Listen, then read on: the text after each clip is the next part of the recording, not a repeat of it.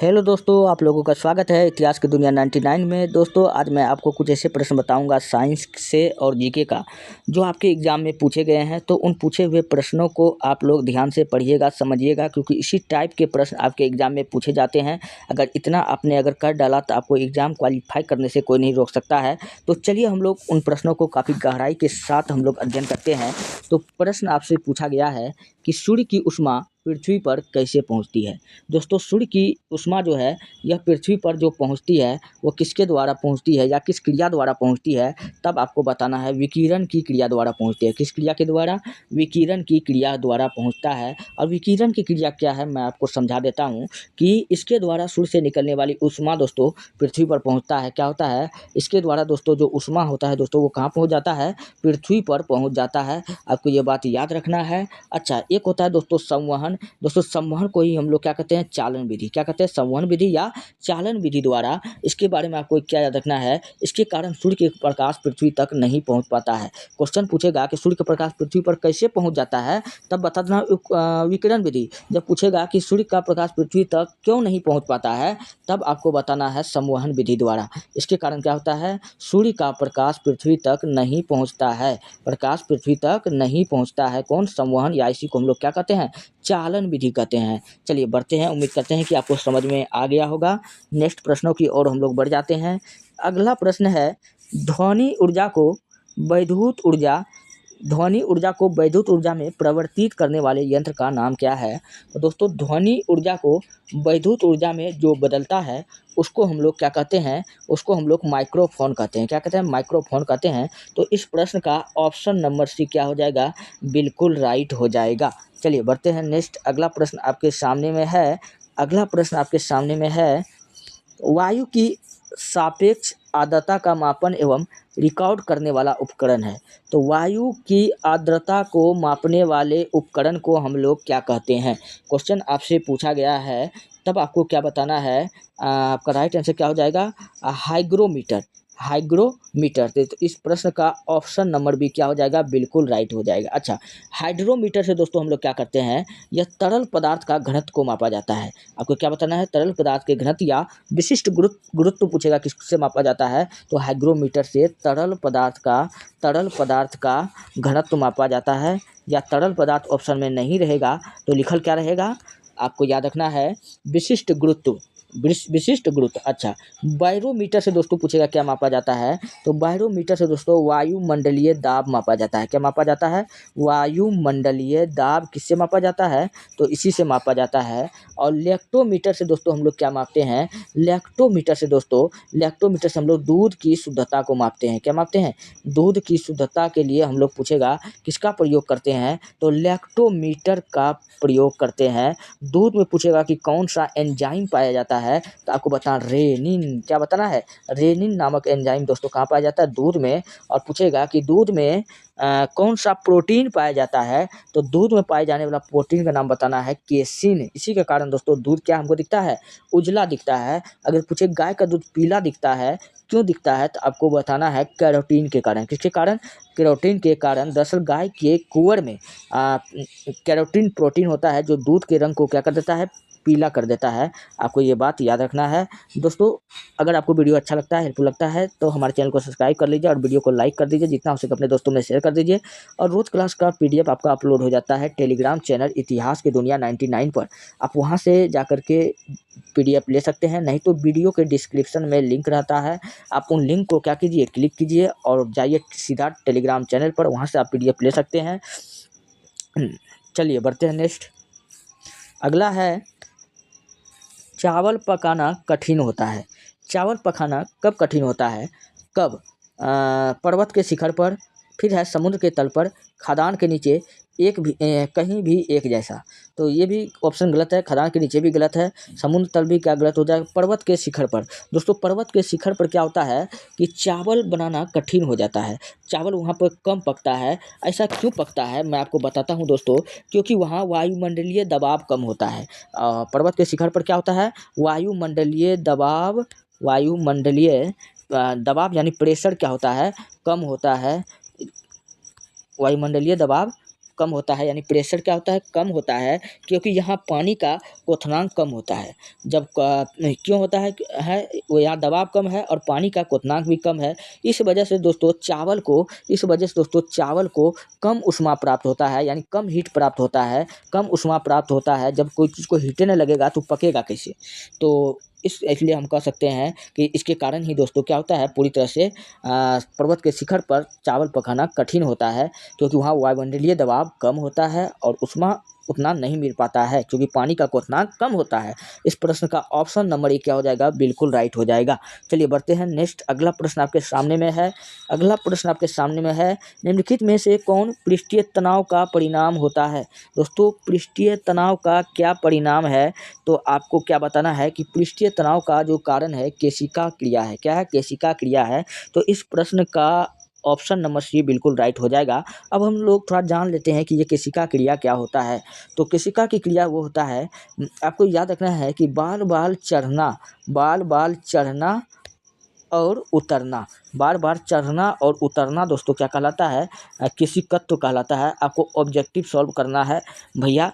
Objective question को solve करने का मैं ट्रिक बताता हूँ। मैं कोई आइंस्टीन नहीं हूँ, हाँ, लेकिन मैं इतना ज़रूर आपको बना दूंगा कि आपको क्वेश्चन शुरू बन जाएगा। तो केशिकत्व को पहचानने के लिए आपको क्या बताना है कि बाल बाल चढ़ना और उतरना। जैसे आप एक चींटी को देखते हो कि इस तरह से ये पहाड़ पे चढ़ता है की कोशिश करता है, फिर वो नीचे आ जाता है, फिर ऊपर जाता है, फिर नीचे आता है, तो इसी को कहते हैं चढ़ना और उतरना। क्वेश्चन दोस्तों आपसे देखिए कैसे घुमा करके क्वेश्चन पूछा जाता है, पूछा जाएगा कि केशिकत्व का उदाहरण है। तो दोस्तों यही यहाँ पूछ रहा है, पृष्ठीय तनाव का परिणाम होता है, क्या होता है, केशिका क्रिया होता है, इसी को केशिकत्व कहा जाता है। और इसी केशिकत्व के कारण दोस्तों क्या होता है, मैं आपको बताता हूँ। पेड़ पौधे के जड़ से पानी का ऊपर चढ़ना। क्वेश्चन पूछेगा कि पेड़ पौधे को हम लोग पानी कहाँ देते हैं, जड़ में देते हैं। पेड़ पौधे का जड़ से पानी कहाँ पहुँच जाता है, पौधे का संपूर्ण हिस्से में पहुँच जाता है, यानी पौधे का ऊपर तक हिस्से पहुँच जाता है। तो अब हमने जड़ में डाला, पानी कहाँ पहुँच गया, ऊपर तक पहुँच गया।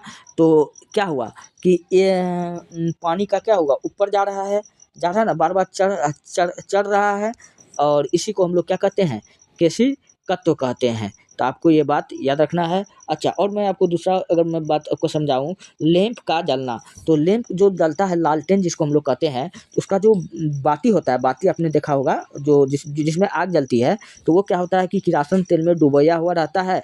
उससे क्या होता है कि किरासन तेल उस बाती में धीरे-धीरे ऊपर की ओर चढ़ता तभी तो वो जल रहा है। अगर नहीं तेल अगर वो उसमें जाता, तो क्या वो जलता? नहीं जलता। तो ये भी किसका उदाहरण है? ये भी केशिकत्व का उदाहरण है। और इंक का पेन से लिखना। दोस्तों इंक आपने पेन देखे होंगे, पेन को क्या करते हैं, इसमें इंक रहता है, ये भी चलता है। तो ये भी पूछेगा किसका उदाहरण है, तो ये भी केशिकत्व का उदाहरण है। ये सब उदाहरण आपको याद रखना है केशिकत्व के बारे में। चलिए बढ़ते हैं नेक्स्ट अगले प्रश्न की ओर हम लोग बढ़ते हैं। घड़ी का स्प्रिंग में भंडारित ऊर्जा होती है। तो आपसे पूछा है घड़ी की स्प्रिंग में कौन सी ऊर्जा भंडारित होती है। तो दोस्तों घड़ी के स्प्रिंग में स्थितिज ऊर्जा भंडारित होती है। कौन सी ऊर्जा? स्थितिज ऊर्जा। इसलिए इस प्रश्न का ऑप्शन नंबर बी क्या हो जाएगा, बिल्कुल राइट हो जाता है।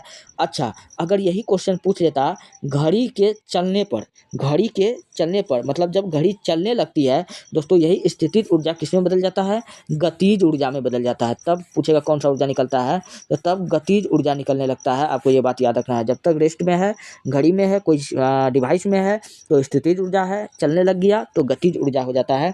आपको ये बात याद रखना है। चलिए बढ़ते हैं नेक्स्ट, अगला प्रश्न आपके सामने में है। अगला प्रश्न है, एंजाइम का मूल रूप से क्या है। दोस्तों एंजाइम पूछ रहा है कि क्या है, तो आपको क्या याद रख लेना है दोस्तों, एंजाइम जो है एंजाइम दोस्तों, एंजाइम जो है, एंजाइम क्या है, एंजाइम एक प्रोटीन है। लेकिन आपको ये बात याद रखना है कि सभी एंजाइम दोस्तों प्रोटीन नहीं होता है, सभी एंजाइम प्रोटीन नहीं होता है। हाँ, मैक्सिमम होता है, मिनिमम नहीं होता है। और कौन-कौन सा दोस्तों एंजाइम है, आप लोग फटाफट इसका नाम को आप लोग याद करते चलिए।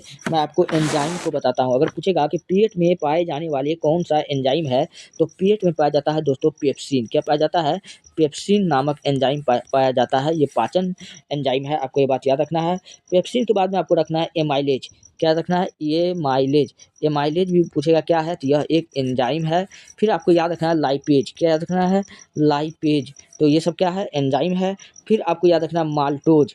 माल्टोज हो जाएगा। फिर आपको याद रखना है लैक्टोज। क्या याद रखना है? लैक्टोज। ये सब क्या है? एंजाइम है, आपको याद रखना है। फिर आपको याद रखना है लाइपेस। क्या रखना है? लाइपेस। लाइपेस भी क्या है? तो ये सब एंजाइम है, ये सब एंजाइम है। ये सारे एंजाइम का नाम आपको याद रखना है। ये सब कभी-कभी पूछ लिया जाता है क्या है, तो आपको क्या बताना है कि ये सब एंजाइम है। चलिए बढ़ते हैं नेक्स्ट प्रश्नों की ओर। अगला प्रश्न आपके सामने में है, क्यों शीतकाल की तुलना में ग्रीष्मकाल में अर्थात ग्रीष्मकाल में अधिक मछलियाँ मरती है? ऐसा क्या हो जाता है मछलियों को जो ग्रीष्मकाल में मतलब गर्मी के समय में अधिकांश मरने लगती है, ठंडी में नहीं मरता है? तो इसका दोस्तों इसका जो कारण होता है, इसका कारण आपको बता देना है। क्या बताना है? ऑक्सीजन के अपक्षय का कारण कैसे होता है? ऑक्सीजन के अपक्षय के कारण होता है। तो इस प्रश्न का ऑप्शन नंबर सी क्या हो जाएगा? बिल्कुल राइट हो जाएगा। चलिए हम लोग बढ़ते हैं नेक्स्ट अगले प्रश्नों की ओर। अगला प्रश्न है भैया काफ़ी शानदार। निम्नलिखित में किस वर्ग के जीव जल्दी प्रजनन करते हैं? तो किस वर्ग के जीव जल्दी प्रजनन करते हैं? तो आपको प्रोटोजोआ बताना है। क्या बताना है? प्रोटोजोआ बता देना है। तो ऑप्शन नंबर डी क्या हो जाएगा? बिल्कुल राइट हो जाएगा। इस प्रश्न का प्रोटोजोआ हो जाएगा। अच्छा, प्रोटोजोआ से दोस्तों पूछेगा कि कौन सा रोग होता है, तो आपको याद रखना है कि मलेरिया होता है। क्या होता है? मलेरिया रोग पूछेगा किससे होता है, तो आपको याद रखना प्रोटोजोआ से होता है। इसके लिए प्लाज्मोडियम बैक्टीरिया जिम्मेदार होता है। क्या होता है? प्लाज्मोडियम। ये मच्छर के डंक में होता है, ये मच्छर के डंक में होता है, यही आपको छोड़ देता है, जिससे आपको क्या हो जाता है? मलेरिया हो जाता है। आपको ये बात याद रखना है। अच्छा, और भी बातें मैं आपको बताता हूँ। और पेचिस पेचिस भी रोग पूछेगा किसके कारण होता है, तो पेचिस भी प्रोटोजोआ के कारण ही होता है। फिर आपसे पूछेगा कि डायरिया डायरिया रोग भी किससे फैलता है, तो डायरिया रोग भी दोस्तों प्रोटोजोआ से फैलता है। इसी डायरिया को दोस्तों हम लोग अतिसार कहते हैं। क्या कहते हैं? अतिसार के नाम से हम लोग जानते हैं। आपको ये बात याद रखना है। चलिए बढ़ते हैं नेक्स्ट। अगला प्रश्न आपके सामने में है, पोर्टलैंड सीमेंट का आविष्कार किसने किया था? तो पोर्टलैंड सीमेंट का जो आविष्कार किया था वो जोसेफ स्पीडन ने किया था। कौन किया था? जोसेफ स्पीडन ने किया था। क्वेश्चन पूछेगा कि इन्होंने इसका आविष्कार कब किया था, तब आपको बता देना है कि 1824 में। कब किया था? 1824 में किया था। आपको ये बात याद रखना है। और भी प्रश्न मैं आपको बता देता हूँ कि अगर पूछेगा कि माइकल फैराडे किसका आविष्कार किया था, तो विद्युत मोटर का किया था। तो माइकल फैराडे किसका किया था? विद्युत मोटर का आविष्कार फैराडे ने किया था। आपको ये बात याद रखना है। और रेडियो का आविष्कार पूछेगा कौन किया था, तो मार्कोनी ने किया था। कौन किया था? मार्कोनी ने किया था। दूरबीन का आविष्कार पूछेगा कौन किया था, तो गैलीलियो ने किया था। कौन किया था? गैलीलियो ने किया था। फिर अगर आपसे क्वेश्चन पूछेगा पंखा का आविष्कार किसने किया था, तो हीलर ने किया था। टेलीविजन का आविष्कार पूछेगा कौन किया था, तो जे.एल. वेयर्ड ने किया था। कौन किया था? जे.एल. वेयर्ड ने किया था। वायुयान का आविष्कार पूछेगा किसने किया था, तो ऑर्बिट लाइट्स आपको याद रखना है। तो इस प्रकार के कई सारे खोज भी आपसे पूछा जाता है। टेलीफोन का पूछे तो ग्राहम बेल बताना है। तो इन सब का आविष्कार आपको याद रखना है, जो आपके एग्जाम के दृष्टिकोण से काफ़ी महत्वपूर्ण होते हैं ऐसे प्रश्न। चलिए बढ़ते हैं नेक्स्ट। अगला प्रश्न है, 1857 के विद्रोह के समय भारत का गवर्नर जनरल कौन था? अर्थात 1857 का जब विद्रोह हुआ उसमें भारत का गवर्नर जनरल पूछा कौन था, तो उस समय लॉर्ड कैनिंग था। कौन था? लॉर्ड कैनिंग था। और 1857 का विद्रोह कब फैला था, तो 10 मई 1857 में। कब फैला था? 10 मई 1857 को। शुरू कहाँ से हुआ था? मेरठ छावनी से। क्वेश्चन ये भी पूछा गया है कि यह आंदोलन कहाँ से शुरू हुआ था? मेरठ छावनी से हुआ था। आपको ये बात याद रखना है। और 1857 के क्रांति का पूछेगा कि शुरुआत किस नेता के द्वारा किया गया था, तो इसका नायक जो था दोस्तों कौन था? मंगल पांडे। कौन था? मंगल पांडे था। आपको ये बात याद रखना है। और मंगल पांडे के का नारा याद रखना है, मारो फिरंगी को। क्या रखना है? मारो फिरंगी को। पूछेगा यह नारा किसका है, तो मंगल पांडे का है। और 1857 के क्रांति का अगर प्रतीक चिन्ह पूछे तो आपको बताना कमल और चपाती। क्या बताना है? कमल और चपाती जो है ये 1857 के क्रांति का प्रमुख चिन्ह था। आपको ये बात याद रखना है। और 1857 के क्रांति का नेतृत्वकर्ता भी पूछ लिया जाता है कि कौन कहाँ से कर रहा था, तो बिहार से जब पूछेगा तो जगदीश वीर कुंवर सिंह जो आरा जगदीशपुर के निवासी थे, उनके बारे में याद रखना है। पटना से पूछेगा कौन कर रहा था, प से पटना, प से आपको याद रखना है पीर अली, यह एक पुस्तक विक्रेता था, यह एक पुस्तक विक्रेता था। क्वेश्चन पूछेगा कि अवध या लखनऊ से कौन कर रही थी, तो बेगम हजरत महल कौन कर रही थी, बेगम हजरत महल। और बेगम हजरत महल को दोस्तों हम लोग महक परी कहते हैं, क्या कहते हैं, महक परी कहते हैं। क्वेश्चन पूछेगा कि कानपुर से कौन कर रहा था, दोस्तों कानपुर से याद रखना काना नाना, तो नाना साहब कर रहा था, कौन कर रहा था, नाना साहब। झांसी से पूछेगा कौन कर रही थी, तो रानी लक्ष्मीबाई कौन कर रही थी। और इलाहाबाद से पूछेगा कौन कर रहा था, इलाहाबाद से तो आपको याद रखना है लियाकत अली, क्या रखना है, लियाकत अली। और दिल्ली से पूछेगा कौन कर रहा था, तो दिल्ली से दोस्तों बहादुर शाह सेकेंड, दिल्ली से बहादुर शाह सेकेंड कर रहा था। तो ये सब आपको याद रखना है 1857 के क्रांति का नेतृत्व करता, जो आपके एग्जाम में पूछे जाते हैं। चलिए बढ़ते हैं नेक्स्ट अगले प्रश्न की ओर। अगला प्रश्न आपके सामने में है, सबसे पहले ग्रह गति का नियम का निरूपण किसने किया था, तो सबसे पहले ग्रह के नियम को कौन दिया था, तो कौन दिया था, तो आपका राइट आंसर क्या हो जाएगा, गैलीलियो। कौन दिया था, तो गैलीलियो ने दिया था। तो इस प्रश्न का ऑप्शन नंबर क्या, सॉरी दोस्तों, ग्रह का नियम कर रहा है तो केपलर ने दिया था। कौन दिया था, केपलर ने दिया था। ऑप्शन नंबर 20 प्रश्न क्या हो जाएगा, बिल्कुल राइट हो जाएगा। अच्छा, न्यूटन ने, आइजैक न्यूटन ने क्या दिया था, तो इन्होंने गति का नियम दिया था। क्या दिया था, गति का नियम। हमको पता है कि गति का नियम न्यूटन ने 3 दिया था ना, गति का नियम 3 दिया था। और न्यूटन का दोस्तों आप लोग किताब का नाम याद रख लीजिएगा, न्यूटन का किताब कई एग्जामों में बहुत बार पूछा जाता है, प्रिंसिपिया। क्या बताया गया है, प्रिंसिपिया नामक पुस्तक पूछेगा किसका है, तो आपको क्या बताना है, न्यूटन का है, आपको ये बात याद रखना है। अच्छा, गैलीलियो किसके आविष्कारक थे, तो गैलीलियो जो था ये दूरबीन के खोजकर्ता थे, दूरबीन के आविष्कार पूछेगा कौन किया है, तो आपको क्या बताना है, गैलीलियो बताना है। चलिए बढ़ते हैं नेक्स्ट अगले प्रश्न की ओर। अगला प्रश्न काफ़ी शानदार है भैया। क्वेश्चन है, किस प्रदेश में ब्रिटिश के विरुद्ध बिरसा मुंडा का संचालन हो रहा था, तो किस प्रदेश में ब्रिटिश के विरुद्ध बिरसा मुंडा लड़ रहा था, तो आपको याद रखना है छोटा नागपुर का पठार। तो छोटा नागपुर का पठार ये पूछेगा कहाँ पर है, तो ये झारखंड में, कहाँ है, झारखंड में है, पहली बात। दूसरा क्वेश्चन पूछेगा कि बिरसा मुंडा जो था यह किसका नेता था, दोस्तों यह आदिवासी नेता था। कैसा नेता था, यह आदिवासी नेता था। और इसी के काल में दोस्तों कौन सा विद्रोह हुआ, तो आपको अपना मुंडा विद्रोह, क्या बताना है, मुंडा विद्रोह पूछेगा किसके काल में हुआ था, तो बिरसा मुंडा के काल में हुआ था। और मुंडा विद्रोह को ही दोस्तों हम लोग क्या कहते हैं, उलगुलान विद्रोह, क्या कहते हैं। क्वेश्चन पूछेगा कि उलगुलान विद्रोह का नेतृत्व करता कौन था, या उलगुलान विद्रोह किसने किया था, बिरसा मुंडा किया था। इसी विद्रोह को हम लोग क्या कहते हैं, मुंडा विद्रोह भी कहते हैं। अच्छा, बिरसा मुंडा को दोस्तों हम लोग धरती आबा के नाम से जानते हैं। क्वेश्चन पूछा जाएगा कि धरती आबा के नाम से हम लोग किसको जानते हैं, तो बिरसा मुंडा को जानते हैं, आपको ये बात याद रखना है। चलिए बढ़ते हैं नेक्स्ट अगले प्रश्न की ओर।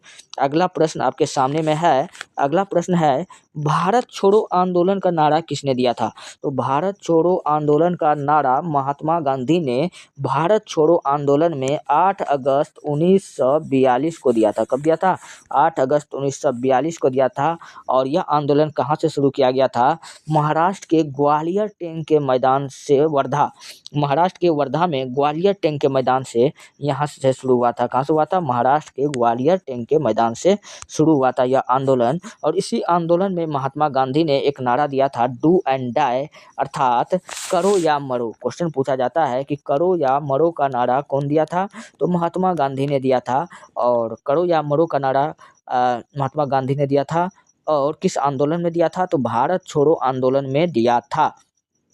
और आपको याद रखना है कि भारत छोड़ो आंदोलन में दोस्तों इस आंदोलन को रोकने के लिए अंग्रेजों ने पूछेगा कि कौन सा ऑपरेशन चलाया था, तो ऑपरेशन 0 आवर। तो ऑपरेशन 0 आवर का भी संबंध पूछेगा, क्या कौन सा आंदोलन है, तो भारत छोड़ो आंदोलन है। ऑपरेशन 0 आवर, 0 आवर क्यों, क्योंकि 12 बजे रात में इस आंदोलन को चलाया गया था। कब, 12 बजे रात में। अब 12 बजे क्या हो जाता है, 0-0 हो जाता है पूरा सुई, तो इसलिए इसको ऑपरेशन 0 आवर के नाम से हम लोग जानते हैं। और इस ऑपरेशन के तहत दोस्तों कई क्रांतिकारी नेता को पकड़ के जेल में डाल दिया गया। क्वेश्चन पूछा जाता है कि किसको कौन सा जेल में डाला गया था, तो महात्मा गांधी और सरोजिनी नायडू, एमजी और सरोजिनी नायडू, ये दोनों को पुणे के आगा खां जेल में बंद कर दिया गया था। फिर पूछेगा कि राजेंद्र प्रसाद को किस जेल में बंद किया गया था। दोस्तों राजेंद्र प्रसाद को बांकीपुर जेल में बंद कर दिया गया था, यानी बांका जेल में, यानी बांकीपुर जेल में इसको बंद कर दिया गया था। फिर क्वेश्चन पूछा जाता है कि जयप्रकाश नारायण को किस जेल में बंद किया था। तो जयप्रकाश नारायण को दोस्तों हजारीबाग जेल में बंद किया था। कहाँ किया था? हजारीबाग जेल में जयप्रकाश नारायण को बंद किया था। इसी को हम लोग लोकनायक कहते हैं। क्या कहते हैं? लोकनायक कहते हैं हजारीबाग जेल में। और यह जेल तोड़ करके भाग गया था। ये भी प्रश्न आपको याद रखना है। पूछेगा कि कौन जेल तोड़ करके भाग गया था, तो हजारीबाग जेल तोड़ करके जयप्रकाश नारायण भाग गया था। एकमात्र नेता थी जो 1975 में जयप्रकाश नारायण इंदिरा गांधी को आपातकाल लगाने पर मजबूर कर दिया था। जयप्रकाश नारायण, इनके बारे में मैं आपको क्या ही बताऊं। चलिए बढ़ते हैं नेक्स्ट। अगला प्रश्न आपके सामने में है, किस संग्रहालय में कुषाण की मूर्तियों का संग्रह अधिक मात्रा में मिलता है। तो किस संग्रहालय में कुषाण काल के मूर्तियों का संग्रह सबसे अधिक मिलता है। तब आपको बताना है कि मथुरा संग्रहालय। क्या बताना है? मथुरा संग्रहालय इस प्रश्न का बिल्कुल राइट हो जाएगा। अगर बात करें कि मथुरा संग्रहालय का स्थापना कब हुआ था, तब आपको बताना है 1874 में। कब हुआ था? 1874 में हुआ था। और एल्फ्रेड ग्रोसे ने स्थापना किया था। कौन किया था? एल्फ्रेड ग्रोसे ने मथुरा संग्रहालय का स्थापना किया था। कुषाण, कुषाण क्या है दोस्तों? कुषाण जो था यह गुप्तों का कुषाण जो था, कुषाण वंश आपको याद होगा। कुषाण हिस्ट्री में कुषाण वंश का स्थापना पूछे कौन किया था, तो कुजुल कड़फिसेस। कौन किया था? कुजुल कड़फिसेस, इन्होंने कुषाण वंश का स्थापना किया था। लेकिन दोस्तों कुषाण वंश का सबसे शक्तिशाली राजा कौन था? कनिष्क हुआ करता था। कौन हुआ करता था? कनिष्क हुआ करता था। चलिए बढ़ते हैं फिलहाल नेक्स्ट प्रश्न की ओर। अगला है, महाभारत के लेखक हैं दोस्तों। महाभारत के लेखक कौन है? तो महाभारत के लेखक हम सब जानते हैं कौन है? महर्षि वेद व्यास हैं। कौन है? महर्षि वेद व्यास। तो इस प्रश्न का ऑप्शन नंबर क्या हो जाएगा? ए बिल्कुल राइट हो जाएगा, महर्षि वेद व्यास। अच्छा, वाल्मीकि रामायण के हैं, रामायण के हैं। और तुलसीदास हाँ नहीं, विष्णु शर्मा, विष्णु शर्मा का कौन सा हो जाएगा? पंचतंत्र। पंचतंत्र के लेखक पूछेंगे कौन है, तो विष्णु शर्मा है। आपको ये बात याद रखना है। गीत गोविंद पूछेगा किसकी रचना है, तो जयदेव का है। किसका है? जयदेव का क्या है? गीत गोविंद है, गीत गोविंद है। अमुक्त माल्यार्थ पूछेगा किसकी रचना है, तो कृष्णदेव राय की है। किसकी है? कृष्णदेव राय की है। पृथ्वीराज रासो पूछेगा किसकी है, तो चंदवर दाई का है। किसका है? चंदवर दाई का है। और त्रिपिटक पूछेगा किस धर्म का है, तो ये बौद्ध धर्म का ग्रंथ है। आपको ये सब ग्रंथ आपको याद रखना है। और भी कई सारे ग्रंथ हैं, जैसे अर्थशास्त्र पूछ लिया जाता है, मुद्रा राक्षस पूछ लिया जाता है कि किस मुद्रा राक्षस से हमें किस वंश की जानकारी मिलती है, मौर्य वंश की मिलती है। इसका लेखक कौन था मुद्रा राक्षस का? विशाख दत्त था। चलिए दोस्तों, ये रहा आज के प्रश्न। काफ़ी इंपॉर्टेंट प्रश्न था जो आपके एग्जाम के दृष्टिकोण से काफ़ी महत्वपूर्ण था। साइंस और जीके के ऐसे ही प्रश्न आपके एग्जाम में पूछे जाते हैं। और रोज क्लास का पीडीएफ आपका टेलीग्राम चैनल इतिहास की दुनिया 99 पर अपलोड हो जाता है। आप चाहे तो वहाँ से वीडियो का पीडीएफ ले सकते हैं। नहीं तो दोस्तों डिस्क्रिप्शन में पड़ा होता है लिंक, आप उनको क्लिक कीजिए, पीडीएफ तक पहुंच जाइए। और मिलते हैं नेक्स्ट वीडियो में। धन्यवाद। मैं इसी तरह के प्रश्न लाता रहता हूं। तब तक आप मेरे चैनल को सब्सक्राइब करके रखिए।